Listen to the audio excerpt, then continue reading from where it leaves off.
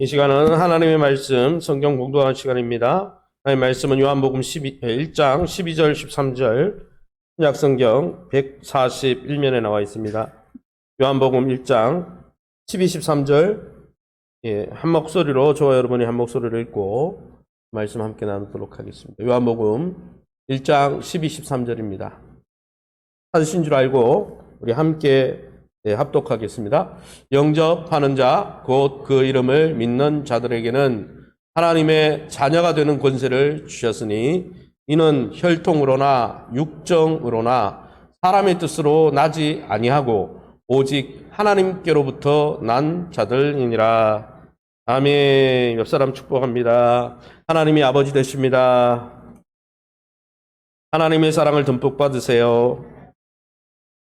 하나님이 축복해 주실 겁니다. 할렐루야. 오늘은 요한복음 1장 12, 13절 말씀 가지고 신자입니까? 세 번째 시간 말씀 나누기 원합니다. 오늘은 우리 기도하신 장로님 말씀처럼 가족을 보기 위해 온 나라가 대이동을 감행하는 구정주일입니다. 평소 잊고 살았던 가족과 친지를 그리워하면서 찾아가는 기간이죠. 이처럼 사람은 사실 아무리 성공적인 삶을 산다 하더라도 홀로 살 수는 없는 것입니다. 관계 안에서 살도록 우리는 창조받은 것이죠. 왜냐하면 우리를 그 형상대로 지으신 하나님께서 성부와 성자와 성령으로 친밀한 관계 속에서 공동체를 이루고 계시기 때문에 우리 안에 관계의 DNA가 들어가 있는 것이죠. 그래서 성삼위 하나님께서 인류의 조상 아담을 창조하실 때 뭐라고 했습니까? 그가 홀로 있는 것, 혼자 사는 것이 좋지 못하다 염려하시고 배우자 하와를 만드시고 가족이라는 공동체를 만들어 주신 것이죠. 이런 가정과 가족들을 통해서 또 부모와의 관계, 형제와의 관계에서 충분히 사랑을 받고 수용받은 사람만이 온전한 인격으로 자라 사회 공동체에 기여하고 헌신할 수 있는 것이죠. 이처럼 우리에게 친밀한 관계, 사랑받고 수용받는 관계만큼 인생에 소중한 것은 없는 것입니다. 그러면 이렇게 친밀한 관계가 그리운 이 구정주일에 사도 요한이 우리에게 증거해주는 하나님은 어떤 분이실까요? 첫 번째 알 수 있는 것 하나는 우리 하나님은 예수님 안에서 믿는 자들을 하나님의 가족으로 창조하시고 또 가족으로 교제하길 원하시는 분이라는 거죠. 하나님은 우리가 하나님의 가족 구성원이 되어서 하나님의 사랑을 받고 그 사랑 안에서 교제하길 원하시는 그런 분이십니다. 요한복음 1장 12절 쉬운 성경으로 함께 읽어보겠습니다. 그러나 누구든지 그분을 영접하는 사람들, 그분의 이름을 믿는 사람들에게는 하나님의 자녀가 되는 자격을 주셨습니다. 아멘.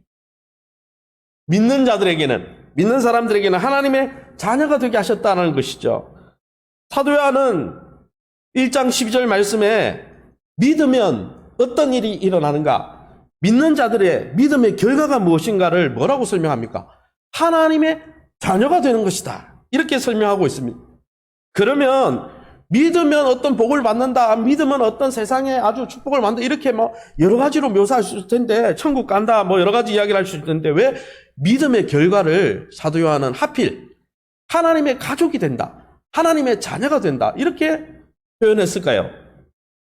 그 이유는 첫 번째는 바로 믿으면 하나님의 자녀가 되는 것이 하나님의 약속의 성취이기 때문이에요. 예수님이 죽으시고 부활하심으로 믿는 자들에게 하나님의 자녀가 되는 것은 갑자기 어디 뚱딴지같이 어디서 나온 사상이 아니고 구약에 하나님이 약속하신 새 언약의 성취이기 때문입니다. 성경에 나타나는 하나님의 약속과 언약의 핵심은 모두 하나님과의 관계에 있어요. 그래서 십계명을 주실 때도 너희가 이 계명을 지키면 내가 너희의 하나님이 되고 너희는 나의 백성이 되리라. 왕과 백성으로 관계로 설명하잖아요. 그런데 어땠습니까? 구약시대에 하나님과 언약을 맺은 하나님의 백성 이스라엘이 잘 순종했습니까? 아니에요. 성전을 짓고 그 성전 안에서 우상을 숭배하다가 성전이 무너지고 이렇게 이스라엘이 불순종한 이후에 하나님은 그의 선지자들, 이사야부터 여러 선지자들을 통해서 이렇게 깨어진 하나님과 또 하나님의 백성의 이 언약 관계를 새롭게 하겠다. 갱신시키겠다. 새롭게 해주겠다. 이렇게 말씀하셨습니다. 새로운 언약을 영적인 이스라엘과 새롭게 세우겠다 약속하셨는데, 특별히 하나님을 불순종하고 하나님과의 관계를 깨뜨린 그 죄악된 삶에서 회개하고 돌아오는 자들을 어떻게 해주겠다고 새롭게 약속하셨냐면 내 자녀로, 하나님의 자녀로 삼아주겠다고 구약에 약속하셨어요. 호세아 1장 10절 말씀 우리 함께 읽어보겠습니다. 같이 읽습니다. 그러나 이스라엘 자손의 수가 바닷가의 모래같이 되어서 헤아릴 수도 없고 셀 수도 없을 것이며, 전에 그들에게 이르기를 너희는 내 백성이 아니라 한 그곳에서 그들에게 이르기를 너희는 살아계신 하나님의 아들들이라 할 것이라. 아멘. 무엇을 이야기합니까? 과거에 하나님과의 관계를 깨뜨리고 하나님을 떠났지만 너희가 돌아온다면 너희는 내 백성 아니야. 더 이상 나는 너희 하나님도 아니야.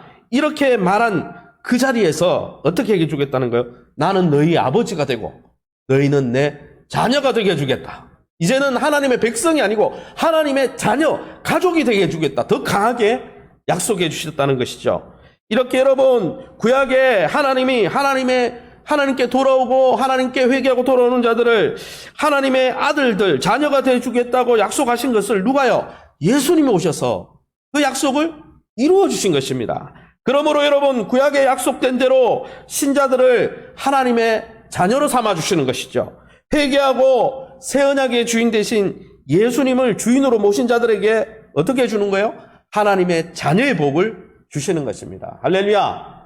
저와 여러분이 하나님의 아버지로 모시고 하나님의 가족이 되어서 가족이 누리는 이 사랑의 충만한 풍성한 은혜를 누리시기를 예수님의 이름으로 축원합니다. 두 번째는 왜 믿으면 하나님의 자녀가 된다고 했을까? 목사님, 갑자기 호세아 선지자에게 그런 말을 한 게 이상하잖아요. 갑자기 왜 하나님의 자녀, 하나님의 백성이라는 개념이 있었는데 왜 갑자기 하나님의 자녀라는 이야기를 하나님께서 갑자기 갱신하시면서 그런 말씀을 하셨을까요? 사실은 두 번째는 이 예수님의 십자가 사역은 하나님의 창조 목적을 완성하는 것이기 때문입니다. 무슨 말이냐면 사실을 하나님의 자녀 삼는 것은 갑자기 구약의 선지자들이 하나님의 백성이 말을 안 들으니까 돌아오면 자녀 삼아줄게 이렇게 한 게 아니고, 원래 창조 때 우리를 아담과 하와를 지은 이유가 하나님의 자녀가 되고 하나님의 가족이 되고 하나님은 우리 아버지가 되고, 그래서 가정 안에서 하나님의 사랑을 받고 그렇게 하려고 지었다는 거예요. 그것을 사도 바울이 창세 전에 하나님의 계획을 이렇게 묘사했습니다. 제가 에베소서 1장 4절 5절 쉬운 성경 밑줄 친 부분만 읽어보겠습니다. 하나님께서는 이 세상이 창조되기 전, 천지 창조하기 전에 뭐라고 이야기했어요? 5절에 또 그때로부터, 천지 창조하기 전부터 예수 그리스도를 통해 우리를 자녀 삼으시기로 작정하셨습니다. 그러니까 우리를 창조하시기 전에 이미 창조 목적이 뭐였다? 우리를 하나님의 자녀로 삼고 가족으로 삼고 아버지가 되셔서 아담과 하와를 자녀로 생각하시고 모든 것을 맡겨주시고 모든 사랑을 부어주려고 우리를 만드셨다는 거예요. 그거를 회복시키려고 예수님 오셨다는 것입니다. 이처럼 여러분, 하나님의 형상대로 사람을 창조하신 목적이 바로 우리를 하나님의 가족으로 삼아서 그 사랑 가운데서 교제하고 살아가게 하려고, 하나님 안에서 하나님의 가족으로 살아가게 하려고, 하나님의 사랑을 듬뿍 받게 살아가게 하려고 원래 만드셨다는 거예요. 이 놀라운 창조 목적이 아담과 하와를 창조하시면서 첫 창조를 통해서 실행되는 듯 보였습니다. 그래서 창세기 1장 28절에 하나님이 그들에게 복을 주시며 모든 생물을 다스리라 하시니라. 원래 누가 다스려야 돼요? 하나님이 다스려야 되는데 아버지가 할 일을 자녀에게 다 물려준 거예요. 그래서 네가 다스려 봐라. 자녀니까. 그러면 이렇게 해서 관계가 좋아서 계속 이 복을 누렸으면 좋은데 어땠습니까? 그러나 우리 인간 아담과 하와의 반역으로 이 창조 계획, 하나님은 아버지가 되고 아버지로서 우리를 사랑해 주시고 모든 것을 맡겨주시고 그래서 아버지의 복을 누리는 이 창조 계획이 다 틀어져 버렸다는 거예요. 죄 때문에. 우리 죄악으로 인해서 친밀했던 하나님과의 가족 관계가 산산조각이 나버렸다는 것이죠. 이 깨져버린 친밀한 영적 가족의 관계를 예수님이 오셔서 다시 회복시켜 주신다는 것입니다. 그래서 뭐라고 되어 있습니까? 계시록 21장 7절에 우리 같이 읽어봅니다. 이기는 자는 이것들을 상속으로 받으리라. 나는 그의 하나님이 되고 그는 내 아들이 되리라. 믿음 가운데 승리하는 자들을 어떤 복을 준다고요? 하나님의 가족으로 회복시켜 주리라. 할렐루야. 저와 여러분이 하나님의 아버지로 모시고 하나님의 가족으로서 하나님 아버지의 사랑을 듬뿍 받는 아들의 삶을 날마다 누리시기를 예수님 이름으로 축원합니다. 그런데 여러분, 세 번째 원리가 무엇이냐? 그런데 이렇게 하나님의 가족으로 다시 태어나고 거듭나는 이 영적 가족으로 회복되는 것은 하나님의 방법과 하나님의 역사 외에는 이루어질 수가 없다라는 것입니다. 요한복음 1장 13절에 제가 쉬운 성경을 읽어보겠습니다. 좋은 가문에 태어난 사람들만 하나님의 자녀가 되는 것이 아닙니다. 또 어떤 사람들의 계획이나 바람에 의해서 그리고 그들의 조상으로 말미암아 하나님의 자녀가 된 것도 아닙니다. 사람의 능력으로 안 된다는 거죠. 다만 그들은 하나님 자신이 그들의 아버지라는 사실 때문에, 즉 하나님이 그들의 아버지가 되어 주시기 때문에 하나님의 자녀가 된 것입니다. 할렐루야. 여러분, 왜 하나님의 방법으로만 믿는 자들이 하나님의 자녀로 회복될 수 있을까요? 하나님의 여러분 가족으로 다시 출생하는 거, 다시 태어나는 거, 거듭나는 게 뭡니까? 다시 태어난다는 뜻 아닙니까? 여러분, 하나님의 가족으로 거듭나고 다시 출생하는 것은 생명과 관련된 하나님의 창조 사역이기 때문에 하나님만이 하실 수 있는 거예요.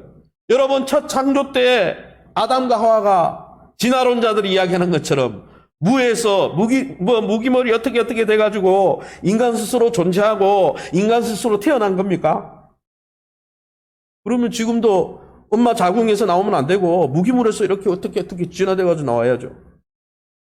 여러분, 그렇게 인간 스스로 존재하거나 인간 스스로 생명을 가진 게 아니에요. 창세기 말씀을 통해서 또 우리가 남녀의 결합을 통해서 자녀 낳는 것을 보면 하나님이 친히 생명을 주시고 살아있는 생명이 되게 하시고, 하나님께서 그 흙으로 빚은 아담과 하와의 특별히 코에 하나님의 생기를 불어넣으시며 생명이 되게 하셔서 하나님이 창조하신 것이죠. 할렐루야. 그래서 생명을 주고 태어나고 출생하고 삶을 시작하는 것은 하나님의 은혜입니다. 할렐루야. 그와 같이 예수님을 통해서 새 창조 사역에서도 우리가 스스로 새 생명을 가질 수 있는 게 아니에요. 우리 스스로 하나님의 가족으로 짠하고 태어날 수 있는 게 아니라는 거예요. 출생은 영적 출생이든 육적 출생이든 출생은 다 하나님의 능력과 창조의 결과라는 것입니다. 할렐루야. 예수님을 믿는 것은 우리 사람들이지만 그 믿음으로 인해서 구원이나 생명이 주어지는 게 아니라는 거예요. 목사님, 믿으면 구원 받는다고 했는데, 믿으면 하나님의 역사가 일어나는 전제 조건이죠. 믿는 자에게 하나님이 역사하시기 때문에.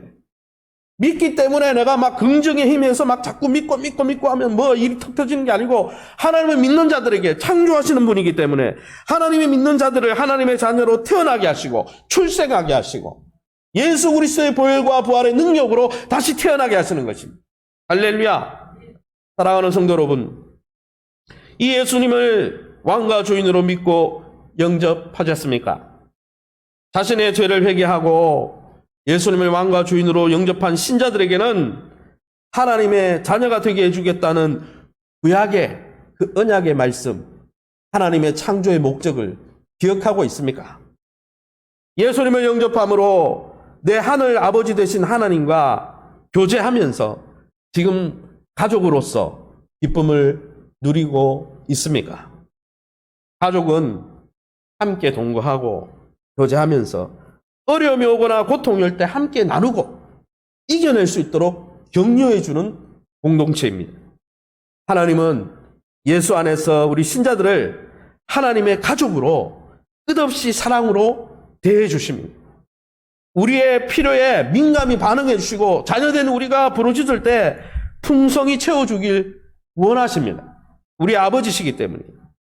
이런 친밀한 가족 관계를 창조 때부터 원하시고 바라셔서 아담과 하와를 지으셨는데 죄로 인해서 깨어졌던 그 관계가 다시 회복되도록 예수님을 보내주시고 예수님 안에서 이 가족관계를 누리게 해주시겠다고 약속하신 것이죠. 그래서 사도 요한은 요한일서 1장 3절에 이렇게 말씀했습니다. 우리 함께 읽어봅니다. 거듭 말합니다만 우리가 실제로 보고 들은 것을 이렇게 전하고자 하는 것은 여러분도 우리와 같이 아버지 하나님과 또 그분의 아들 예수 그리스도와 사귐을 가져서 기쁨이 충만한 사람이 되게 하려는 것입니다. 다른 말로 하나님의 가족이 되어서 하나님의 아버지로 모시고 이 놀라운 사랑을 받게 하려고 내가 복음을 전합니다. 이렇게 소개한 것이죠.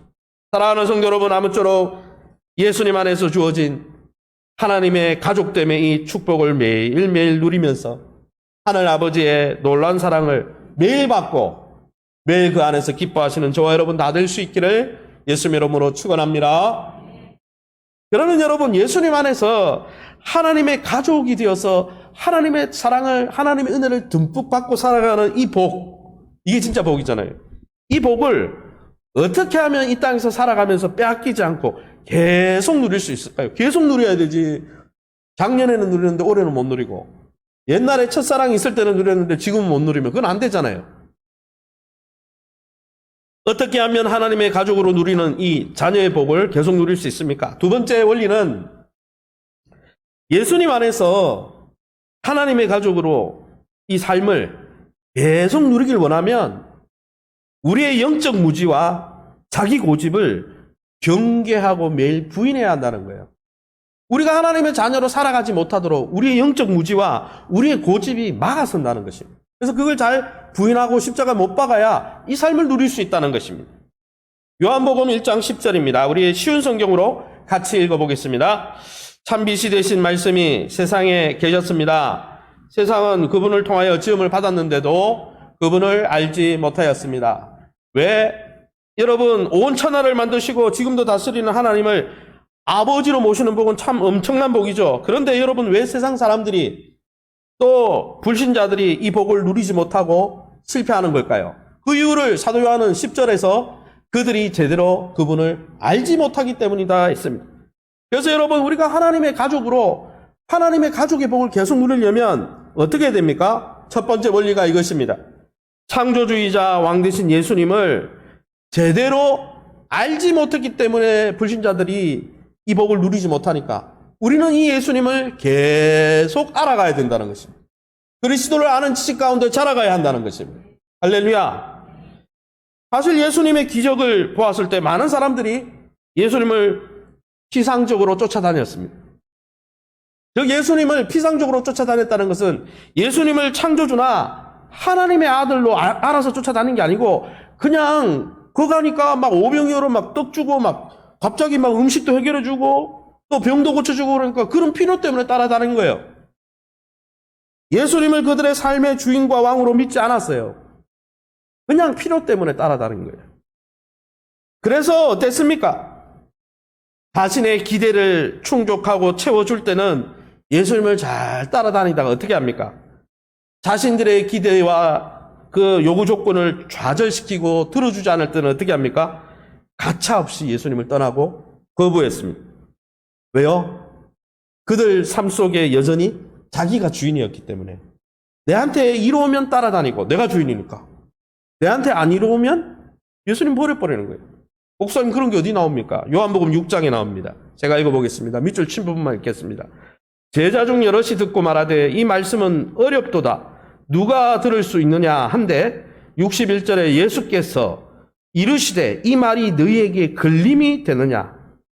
66절에 그때부터 그의 제자 중에서 많은 사람이 떠나가고 다시 그와 함께 다니지 아니하더라. 예수님을 따르던 무리가 아니고 제자 중에도 예수님이 내 입맛에 안 맞다고 나에게 걸림돌이 된다고 어떻게 했다고요? 떠나버렸다는 거예요. 이런 일이 일어날 수 있다라는 거예요. 어떻게 되면? 예수님을 제대로 알지 못하면 말이에요. 그러므로 여러분, 성경이 제시하는 대로 예수님을 바로 알고 바로 믿어야 하는 것입니다. 예수님을 하나님의 아들로 바로 알고 믿어야 하는 것이죠. 예수님을 로고스 창조주 하나님으로 바로 알고 믿어야 하는 것입니다. 예수님을 내 인생의 주인과 왕으로 바로 알고 믿어야 하는 것입니다. 여러분, 아담과 하와의 죄는 여러분 그 원죄가 우리 인류의 인식과 인지 기능에 아주 막대한 영향을 끼치고 있어요. 악영향. 죄로 인한 영적 무지가 어떻습니까? 예수님을 통합적으로 인식하고 인지하는데 방해하고 있습니다. 무슨 말입니까? 예수님을 내가 생각하고 상상하는 그 부분만 예수님을 이해하고 나머지 다른 부분은 예수님을 이해하지 않는 거예요. 에베소서 4장 18절에 이것을 사도 바울이 이렇게 이야기했습니다. 뭐라고 되어 있습니까? 그들은 자기들 속에 있는 무지와 자기들의 마음의 완고함 때문에 지각이 어두워졌다 되어 있습니다. 왜 영적 지각이 어두워지고 예수님을 모릅니까?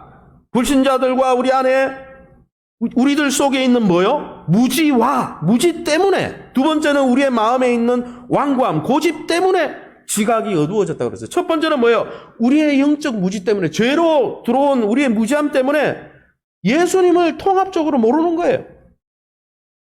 그러므로 여러분, 죄로 오염된 우리의 무지와 편견으로 예수님에 대한 인식을 왜곡시키지 말아야 돼요. 성령이 말하는 예수님을 고스란히 알고 고스란히 받아들여야 되는 거예요. 여러분, 아기가 태어날 때 어떻습니까? 아기가 태어나서 아장아장 돌 지나고 3살 전까지 어떤지 아세요? 처음에 태어나면 엄마의 좋은 모습만 받아들이려고 합니다. 그걸 분열이라고 그럽니다. 심리학에서. 엄마가, 내가 이야기했을 때 엄마가 내 말을 안 들어줘. 그거는 엄마가 아니라고 부인해버려요. 그리고 내 말을 들어주는 엄마만 받아들여요. 그런데 엄마의 사랑을 많이 받고 수용받은 아이들은 어떻습니까? 내 말을 바로 들어주는 엄마도 내 엄마고, 내 말을 바로 들어주지 않지만 그럼에도 불구하고 들어주지 않는 순간에도 나를 사랑하는 그 엄마도 내 엄마다. 그러니까 좋은 엄마, 나쁜 엄마가 두 개 다 우리 엄마구나. 나쁜 엄마가 무슨 말이냐면 내 말을 안 들어주는 엄마. 바로. 그래서 예전에 보면은 아이들을 이렇게 키우다 보면 어떻게 해요? 엄마가 내 말을 잘 들어줄 때 너무 좋아해요. 그러다가 어떻습니까? 엄마가 내 말을 안 들어주면 엄마 싫어! 엄마 죽었으면 좋겠어! 이래 해요, 안 해요? 하죠. 그게 분열이에요. 그런데 사랑을 많이 받고 엄마가 내 말을 잘 들어주실 때도 있지만은 내 말을 바로 들어주지 않는 내 기대와 다르게 행동하는 그 엄마도 나를 사랑하는 엄마야. 그 엄마, 이 엄마 다 우리 엄마, 이걸 통합하는 기능이 생겨야 인간관계가 좋아져요. 왜요? 다른 사람이 나와 다른 이견을 내더라도 저 사람은 내 적이 아니고 나와 다른 생각을 하는 사람이구나. 엄마가 내 말을 당장 들어주지 않아도 엄마는 여전히 나를 사랑하는구나. 그래서 그 모습을 받아들일 수 있는 거예요. 하나님이 나에게 당장 복을 주지 않고 지금 나에게 고난을 주셔도 하나님은 고난 중에도 나를 여전히 사랑하시는구나. 이 통합이 되는 사람이 믿음이 좋아지는 거예요. 그런데 여러분, 그렇게 생각하지 않고 대부분 사람들이 어떻게 합니까? 어떻게 생각해요? 단편적으로 내 말을 잘 들어주는 하나님만 하나님이고, 내 삶 속에 고난이 오고 어려움이 오면 이해할 수 없는 문제가 생기면 어떻게 해요? 하나님을 날 미워한다. 아니에요. 그 하나님의 그 고난 중에도 하나님은 여전히 어떻게 해요? 우리를 위해서 선한 아버지가 되시는 거예요. 할렐루야. 창세기를 읽어보십시오. 욥기를 읽어보세요. 베드로 전후서를 읽어보세요. 요한계시록을 읽어보세요. 여러분 믿는 자들도 고난과 시험을 다 당했습니다. 그러나 그들은 계속 하나님을 믿고 신뢰했어요. 하나님 고난 중에 있지만 하나님은 그래도 나를 사랑하는 분이야. 왜요? 평소에 하나님과 교제 가운데 하나님을 제대로 알고 인격적으로 알고 하나님과 교통했기 때문에 하나님이 어떤 분인지 아니까 하나님이 내 입맛대로 안 움직여 주셔도 그때도 하나님의 다 큰 계획이 있겠지. 선한 계획이 있겠지. 그걸 믿는 거예요. 내가 원하는 방식으로 하나님이 일하지 않아도 하나님을 좋은 하나님으로, 선한 하나님이 뭡니까? 선한 목자가 뭡니까? 선하다는 말은 좋다는 뜻이에요. 좋은 아버지로 인식한다는 거예요. 그게 믿음이 좋은 거예요.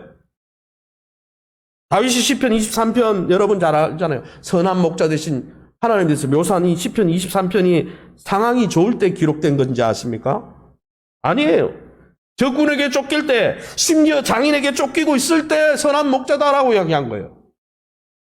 다윗은 고난 중에 쫓기고 있을 때 창조주의자 참왕이신 하나님이 그때도 선한 분이야. 이걸 믿고 안 사람이라는 거예요. 고난 중에도 하나님이 선한 분이라는 것을 의심하지 않았다는 거예요.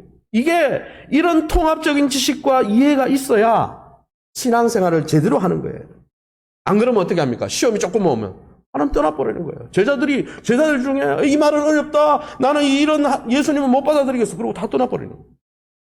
그러면 하나님과의 관계를 계속 유지할 수가 없는 거예요. 사랑하는 성도 여러분, 우리 삶의 환경이 좋지 않을 때도 보이는 현실만으로 하나님을 판단하지 마십시오. 오직 변치 않는 하나님의 말씀을 통해 성령 안에서 하나님의 선하심을 알아가시기 바랍니다. 하나님의 하나님 되심을 제대로 통합적으로 이해하고 하나님을 알아가시기 바랍니다. 내가 원하는 모습만 선별해서 취하지 말고 그렇게 관계를 맺으면요, 누군가가 내가 원하는 방법으로 나를 안 대어주면 나는 이제는 그 사람하고 절교할 거야. 그럼 세상에 어떤 사람하고 관계 못 맺어요. 왜요? 그 사람이 나한테 잘해줄 때도 있지만 어떨 때는 나와 다른 이견을 낼 때가 있어요, 없어요? 있잖아요. 여러분, 하나님을 통합적으로 성경적으로 바로 알아야 시험이 와도 그분을 떠나지 않고 믿음 속에 계속 머무를 수 있고, 내 기대와 다른 상황이 벌어질지라도 하나님은 여전히 선하신 분이야 믿고 인내할 수 있는 거예요. 저와 여러분이 올 한해 하나님의 말씀과 주의 성령 안에서 성삼위 하나님을 온전히 알아감으로, 온전히 통합적으로 잘 알아감으로 하나님 어려움 속에서도 선한 하나님을 신뢰하고 하나님의 가족으로서 풍성한 은혜를 누리시기를 예수님의 이름으로 축원합니다. 계속 엄마 품이 있어야 엄마가 주는 은혜를 누리죠. 두 번째는 왜 무엇이 우리를 방해하느냐? 두 번째는요, 작은 두 번째, 여러분 제대로 알았는데, 예수님을 제대로 알고 있는데 예수님께 순종하지도 않고 또 하나님의 가족을 우리의 삶을 못 누리게 하는 게 하나 있는데, 그게 뭐냐 하면 우리의 고집 때문입니다. 고집. 요한복음 1장 11절에 우리 함께 읽어봅니다. 같이 읽습니다. 그분은 자기 땅에 오셨으나 그의 백성들은 그분을 영접하지 않았습니다. 왜 영접 안 했을까요? 왜 순종 안 했을까요? 몰라서요? 아니에요. 유대인들만큼, 제자들만큼 예수님 안 존재가 없죠. 우리는 직접 안 봤지만 그들은 직접 봤잖아요. 그 이유를 에베소서 4장 18절에 이렇게 소개하고 있습니다. 다시 읽어봅니다. 그들은 자기들 속에 있는 무지와, 첫 번째는 무지 때문이고, 두 번째는 읽어봅시다. 자기들의 마음의 완고함 때문에 지각이 어두워지고 하나님의 생명에서 떠나 있습니다. 왜 하나님의 생명을 누리지 못합니까? 고집 때문이에요. 고집. 하나는 무지하기 때문에, 모르기 때문에. 두 번째는 고집 때문에 영접하지 않는다. 여러분, 많은 분들이 이런 이야기를 합니다. 나 목사님 예수님 시대에 태어나면 예수님 더 잘 믿을 수 있을 것 같아요. 목사님 모세 시대에 홍해가 갈라지는 거 보면 난 하나님 더 잘 믿고 신앙생활 잘할 수 있을 것 같아요. 죄송한데 천만의 말씀입니다. 그것은 전혀 그렇지 않습니다. 왜 그러냐? 제가 이유를 하나 들어볼게요. 출애굽한 이스라엘 백성은 매일 만나 먹고 매일 반석에서 생수가 나고 불기둥 구름기둥 직접 봤어요. 그들이 하나님을 영접하고 순종했습니까? 1세대 60만 3,550명 1세대가 모세와 요수와 갈렙 빼고는 날마다 은혜를 받고도 불평하고 불순종했습니다. 영접하지 않았어요. 왕으로. 예수님 시대에도 한번 생각해 봅시다. 예수님 시대의 유대인들 온갖 표적을 경험했습니다. 죽은 나사로가 살아난 것도 봤어요. 수가성의 여인이 장례식 치고 가는데 그 여인의 아들을 간이에 뚜껑을 얹고 기도하니까 벌떡 일어나는 거 봤어요. 죽은 사람이 살아났단 말이죠. 이런 온갖 표적을 경험하고 여전히 어떻게 했습니까? 유대인들은 예수님을 영접한 분도 있었지만 영접하지 않았습니다. 목사님 어디 나오는데요? 우리가 지금 설교하고 있는 요한복음 12장에 제가 읽어보겠습니다. 요한복음 12장 17절. 나사로를 무덤에서 불러내어 죽은 자 가운데서 살리실 때에 18절에 이 표적 행하심을 들었습니다. 37절에 이렇게 많은 표적을 그들 앞에 행하셨으나 그를 믿지 아니했다는 거예요. 죽은 사람 살아났는데 뭐 더 말할 게 뭐가 있어요? 그분이 창조주가 아니면 죽은 사람 어떻게 살려내요? 그러기에 여러분, 신앙생활에서 영적인 체험보다 더 중요한 게 있어요. 어릴 때는 영적 체험도 해야 되겠죠. 그러나 영적 체험보다 더 중요한 것은 하나님에 대한 겸손과 순종의 태도라는 거예요. 할렐루야. 왜 유대인들이 많은 표적을 보고도 예수님 믿고 영접하지 않았습니까? 그는 그들의 교만과 고집 때문이에요. 고집. 사무엘상 15장에 22절, 23절에 사무엘의 말을 통해서 사울의 고집을 볼 수 있습니다. 제가 읽어보겠습니다. 하나님께 순종하는 것이 제사보다 낫소. 하나님의 말씀을 듣는 것이 수양의 기름을 바치는 것보다 낫소. 23절에 순종하지 않는 것은 점쟁이의 속임수만큼 나쁘고 점치는 죄와 같다는 거죠. 순종하지 않는 것을 뭐라고 또 표현했습니까? 교만한 고집은 우상을 섬기는 것만큼 나쁘고 하나님께 순종하는 게 하나님 말씀 듣는 것이고 순종하지 않는 것을 성경에 이 사무엘 선지는 교만한 고집 때문이다 그랬어요. 여러분 사무엘상 15장 23절에 의하면 순종의 반대말이 뭡니까? 불순종이죠 목사님. 아니에요. 교만과 고집이라고 그랬어요. 교만과 고집. 바로 교만한 고집 때문에 우리가 순종하지 않는 거죠. 하나님을 영접하지도 순종하지도 않는 것은 바로 우리 안에 고집 때문이라는 거예요. 우리 안에 교만한 태도 때문이라는 것이죠. 사울왕 시대에만 그랬습니까? 예수님 시대 유대인들도 마찬가지였어요. 온갖 표적을 구했어요. 표적 하나만 보여주세요. 표적 하나만 보여주니까 예수님이 야 이때까지 표적 다 보여줬잖아. 다른 표적은 없어. 요나가 3일 만에 살아나는 표적. 예수인 내가 메시아인 내가 십자가에 달려서 3일 만에 부활하는 표적이 마지막 표적이야. 너네가 표적 그렇게 보고도 못 믿어? 여러분 온갖 표적을 구하고 경험한 유대인들이 예수님의 실체를 알고도 그분을 영접하지도 순종하지 않은 이유는 그들의 교만과 자기 고집을 꺾지 않았기 때문입니다. 그래서 여러분 영적으로 체험하는 기적을 경험하는 것보다 더 중요한 것은 겸손과 순종의 태도입니다. 나를 부인하는 거예요. 내 고집을. 그러면 여러분 예수님을 불신한 유대인들과 현대를 살아가는 불신자들이 꺾지 않는 고집은 무엇에 관한 걸까요? 어떤 고집일까요? 사실 이 불순종의 역사는 창세기까지 거슬러 올라가죠. 천지창조까지 거슬러 올라가죠. 선악과로 대표되는 원죄가 어떤 것입니까? 아담과 하와는 왜 선악과를 따먹지 말라는 말씀에 왜 불순종했습니까? 왜 순종하지 않았습니까? 창세기 3장 5절 현대어 성경 우리 함께 읽어보겠습니다. 같이 읽습니다. 오히려 그 열매를 따먹기만 하면 너희 눈이 밝아질 거야. 그렇게 되면 무엇이 좋고 무엇이 나쁜 일인 줄 분간할 수 있게 되지. 다시 말하면 너희도 하나님처럼 될 수 있다는 말이지. 하나님도 이걸 아시고 그 나무 열매를 따먹어서는 안 된다고 하신 거야. 이 성경에 보니까 너희 눈이 밝아질 거야. 사단이 하는 말이죠. 그렇게 되면 무엇이 좋고 무엇이 나쁜 줄 너도 선악의 기준이 될 수 있어. 하나님이 지금이 선악의 기준이지만 너도 하나님처럼 네가 인생과 우주의 중심이 될 수 있어. 네가 말하는 게 선이고 네가 말하는 게 악이 될 수 있어. 이렇게 말한 거죠. 즉 선악과 사건을 통해서 알 수 있는 것 하나는 아담과 하와는 사단에게 어떤 시험을 받았느냐. 선악의 기준이 원래 하나님이에요. 하나님이 선하다 하면 그게 선한 거고 하나님이 악하다 하면 악한 거예요. 하나님이 온 우주의 중심이고 하나님이 우리 인생의 중심인데 그 선악의 기준을 하나님이 아니라 누구에게로 옮기라는 거예요? 내 자신에게로 옮겨봐. 너도 하나님이 될 수 있어. 그 사단의 시험에서 우리 인류는 어떻게 됐습니까? 하나님과의 관계를 다 부인해버렸어요. 이제는 더 이상 하나님이 중심이 아니야. 더 이상 하나님을 선악의 기준으로 삼지 않았어요.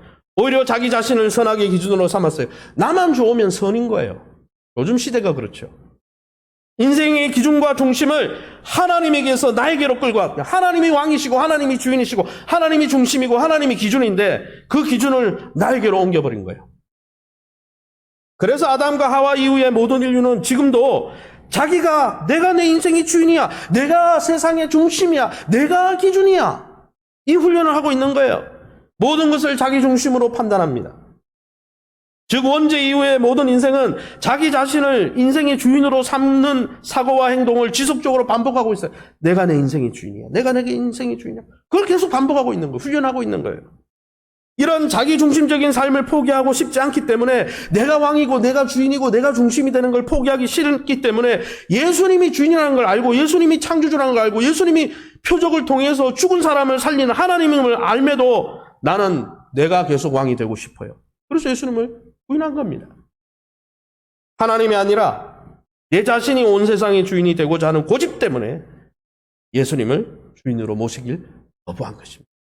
다 보고 다 알았는데도 거부한 것이죠. 그러므로 사랑하는 성도 여러분, 예수 믿는다는 것은 자신이 인생의 주인이 되고자 하는, 내가 내 인생의 주인이 돼서 내가 선악의 기준이 될 거야 하는 그런 내 고집을 십자가에 못 박고 부인하는 게 예수 믿는 겁니다. 여러분, 내 인생의 주인이요 왕으로 하나님, 내 인생의 주인과 왕은 내가 아니고 하나님이야, 이걸 인정하는 게 예수 믿는 거예요. 하나님께 귀를 기울이고 순종하는 것이 예수님 믿는 겁니다. 자기중심적인 태도를 버리고 성삼위 하나님을, 원래 하나님이 왕이었잖아요. 원래 왕이었던 하나님을 다시 내 삶의 왕과 주인으로, 인생의 중심으로, 우주의 중심으로, 선악의 기준으로 인정하는 것이 바로 하나님을 믿는 것입니다. 단순히 예수 믿으면 구원받는다 그러니까 I agree, 한번 동의해 줄게. 단순히 지적 동의가 아니라, 그런 동의는요, 마귀도, 귀신들도 알아요. 귀신들도 예수님이 기적을 일으킬 때 하나님의 아들이다 그랬어요. 그들이 순종했습니까? 그들이 예수님을 왕으로 영접했어요? 아니잖아요.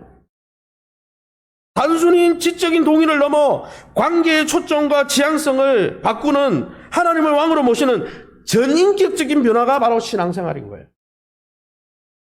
그래서 신앙생활은 주인이 변하는 거예요. 하나님이 되는 거예요. 예수님은 제자들에게 그것을 이렇게 말씀하셨습니다. 마가복음 8장 34절입니다. 같이 읽습니다. 무리와 제자들을 불러 이르시되 누구든지 나를 따르려거든 자기를 부인하고 자기 십자가를 지고 나를 따를 것이니라. 내가 왕이 되려고 하는 그 모습 부인하라는 거예요. 내가 주인이 되려고 하는 그 고집, 십자가에 못 박아라는 거예요. 그래야 나를 주인으로 모실 수 있다는 거예요. 사도 바울도 그것을 이렇게 말씀했습니다. 성도의 삶, 그리스도의 삶을 뭐라고 여겼습니까? 같이 읽어봅니다. 밑줄 친 부분만 읽어봅니다. 현대어 성경입니다. 그리스도를 함께 십자가에 못 박혔습니다. 그러니 이제는 내가 사는 것이 아니라 그리스도께서 내 안에 살고 계시는 것입니다.